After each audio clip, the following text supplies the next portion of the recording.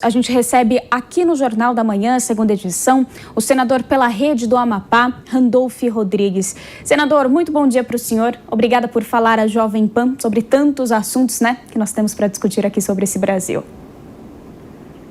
Bom dia, Lívia. Sempre um prazer falar com você, falar com a Jovem Pan, do Jornal da Manhã. Bom dia a todos.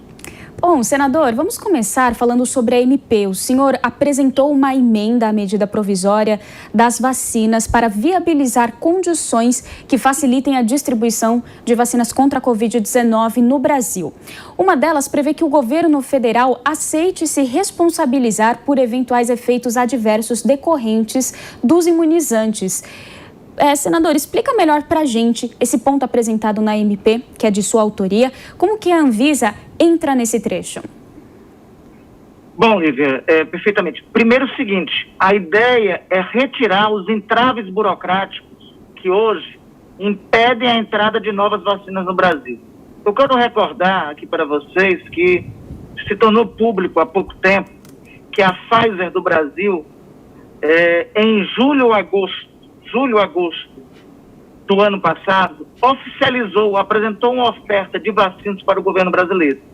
Oferta essa que não foi aceita pelo governo brasileiro pela circunstância, fato, de não concordar com as cláusulas exigidas pela Pfizer do Brasil.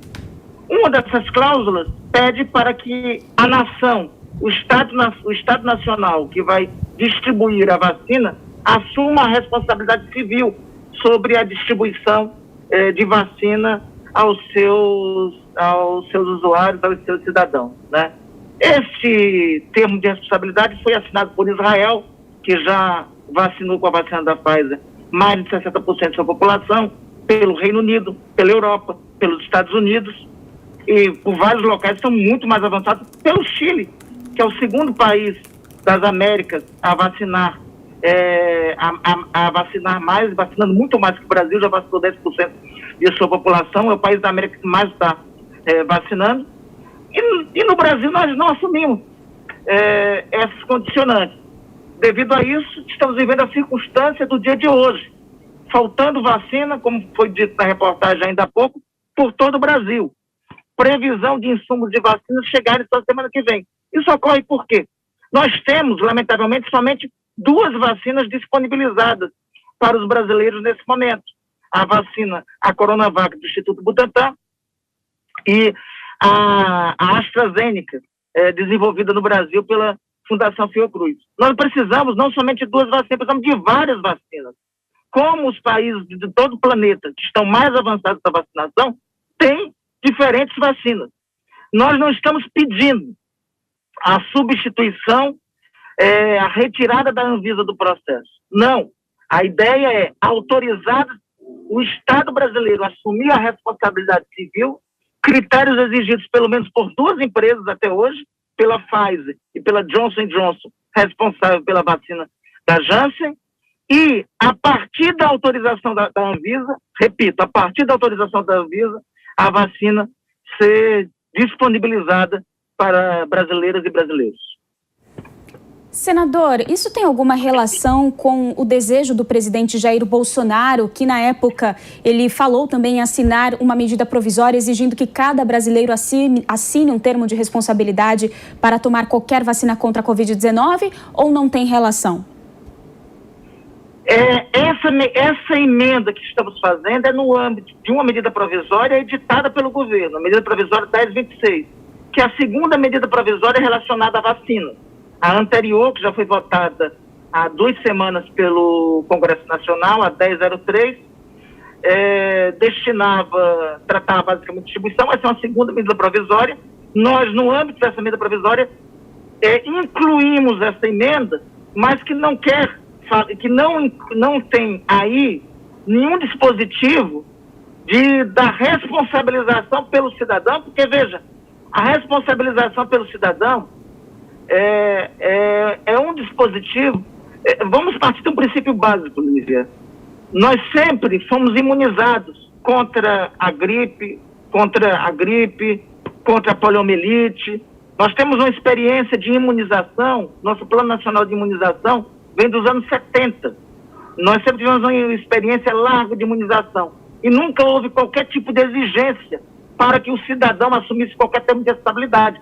A responsabilidade da imunização, a responsabilidade de assegurar a vacina aos brasileiros sempre foi do Estado brasileiro. Então, o que nós estamos dispondo nessa medida provisória não é a responsabilização do cidadão, é o Estado se responsabilizar, que é uma exigência que hoje existe pelo menos por duas das maiores distribuidoras de vacinas nesse momento do mundo. E deverão vir a surgir, nós temos 135 vacinas em desenvolvimento do planeta.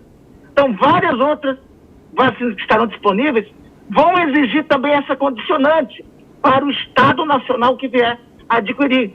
Nós estamos com isso só retirando os entraves burocráticos para possibilitar que nós possamos, que tenhamos mais vacinas para brasileiras e brasileiros.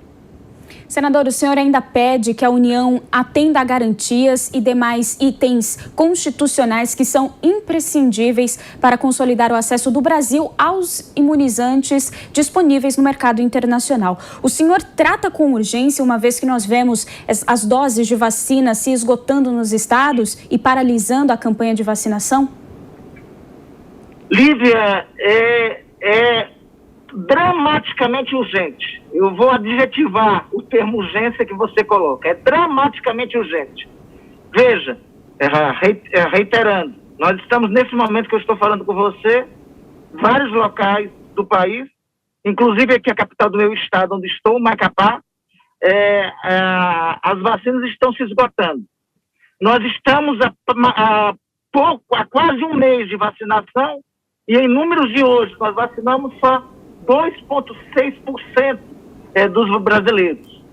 Se nós, em uma hipótese otimista, melhorarmos essa imunização por mês para 3%, nós vamos chegar em dezembro desse ano vacinando menos de 20% dos brasileiros. E vamos chegar, final de 2022, vacinando provavelmente menos de 50% dos brasileiros, a uma média de vacinação de 2,5%, de 3%.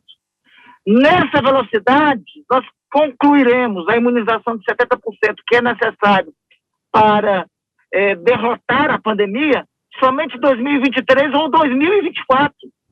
Até lá, quantos dos nossos vão continuar morrendo por dia? Nós temos uma média de 1.000 compatriotas nossos morrendo por dia. Então, a crise sanitária vai se alongar. E junto com isso é a crise econômica. A gente não consegue sair, recuperar-se economicamente, se nós não sairmos da crise sanitária. Então a vacinação tem que ser agilizada. E para ser agilizada a vacinação, nós precisamos de vacinas. Não somente de uma, de duas, mas de 3, de 4, de 5, de 10, de quantas forem necessárias. Sim, é o mesmo posicionamento do infectologista que nós acabamos de conversar aqui, senador. Agora eu quero falar sobre um outro caso que está tomando também a agenda do Congresso, que é o caso do deputado Daniel Silveira. Gostaria de saber qual que é a posição do senhor. A posição minha e da rede e do meu partido, da Rede Lívia, é que houve uma grave infração à ordem democrática. Liberdade de expressão não pode ser confundida, Lívia, com incitação ao crime. Qualquer um de nós parlamentares podemos falar o que quisermos.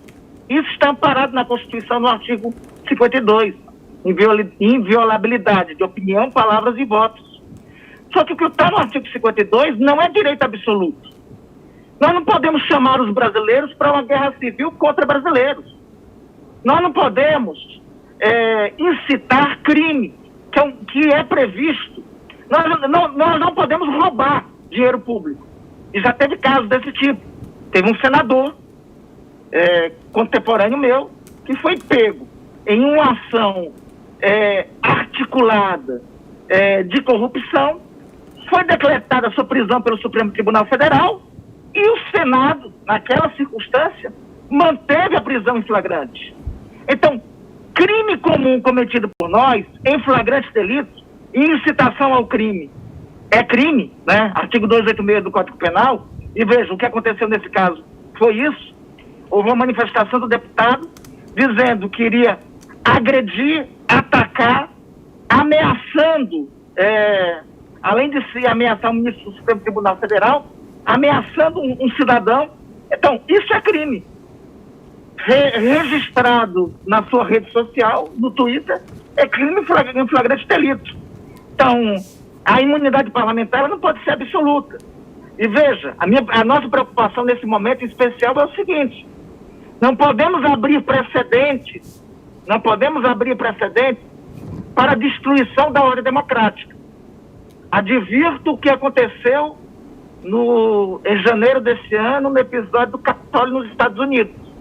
Se deixar esse precedente impune, a nossa democracia sofrerá uma ameaça tão igual ao que aconteceu, ou mais grave, como já foi advertido até pelo próprio presidente da República, ou mais grave do que veio acontecer lá.